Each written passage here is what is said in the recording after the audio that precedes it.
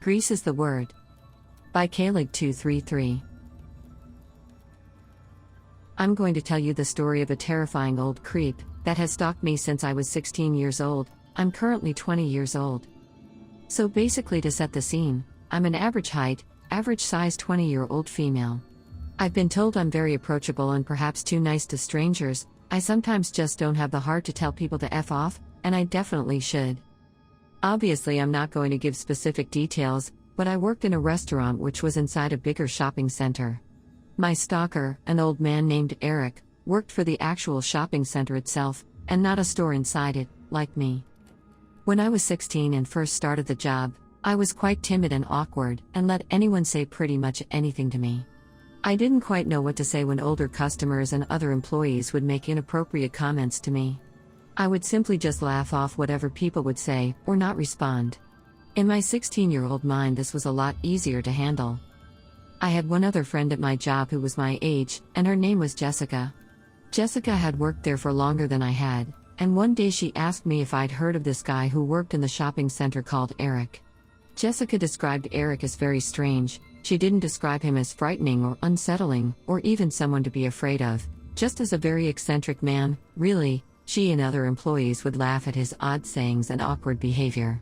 Jessica has also told me that Eric had brought her a present on Valentine's Day: chocolate.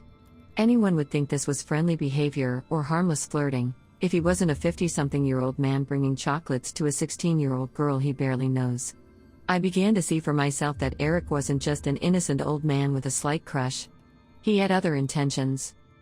The first time I remember Eric approaching me was when I was filling up a machine near the entrance of my work.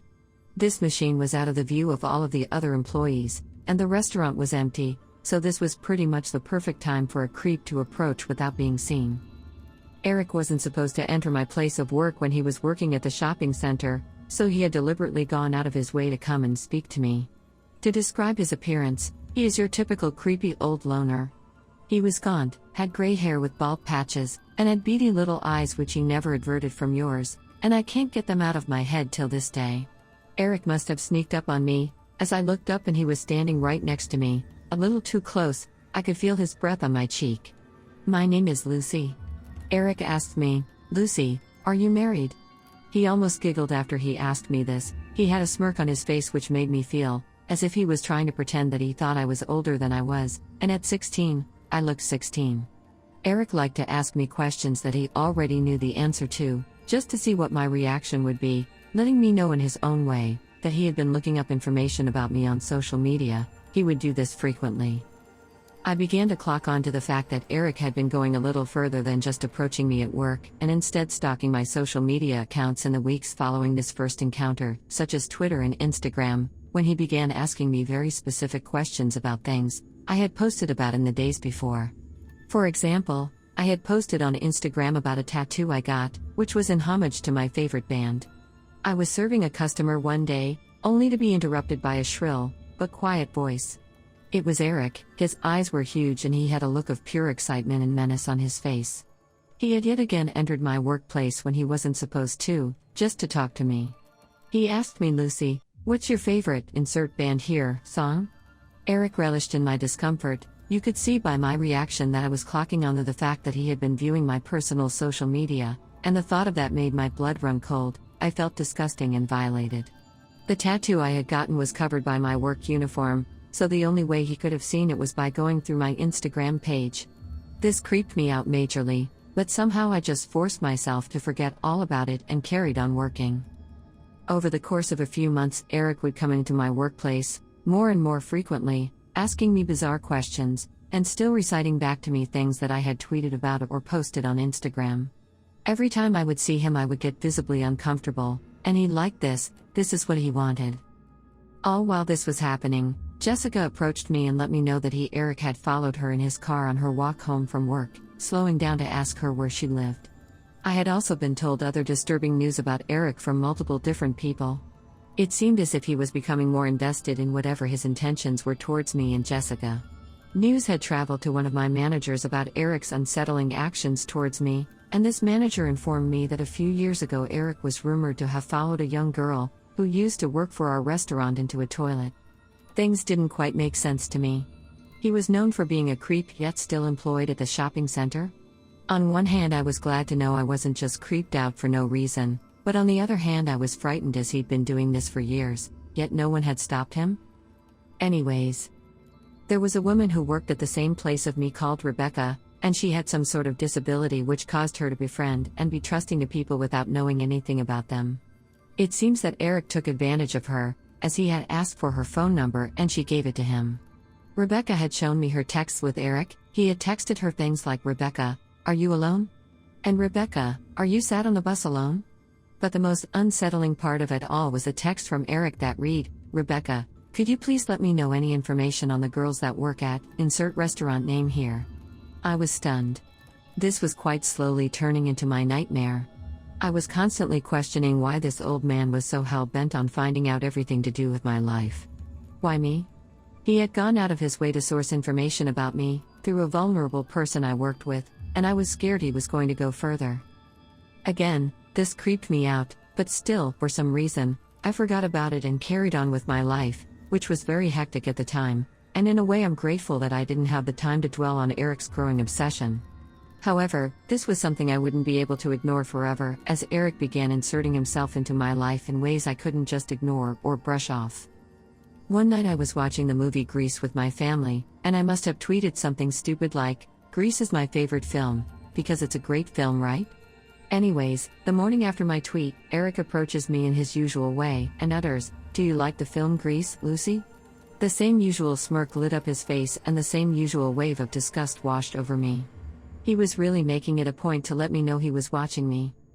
I tried to carry on with my day, but spent the entirety of my shift feeling a little shaken up. To someone reading this story, it may not seem as unsettling to you as it did to me at the time, but when someone is going out of their way to make sure, you know they know information about you.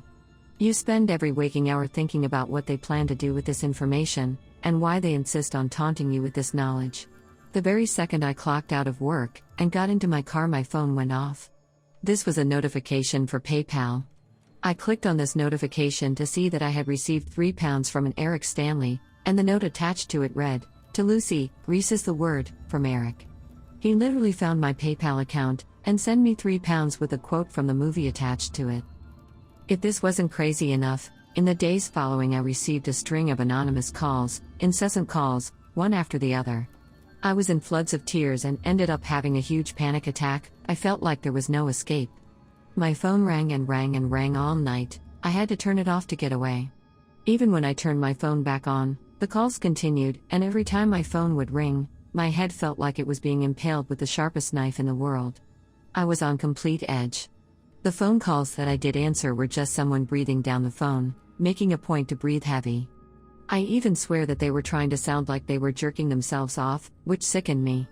I had no proof that this was Eric, but it wasn't hard to put two and two together, after all the lengths he had gone to in order to track down my personal information.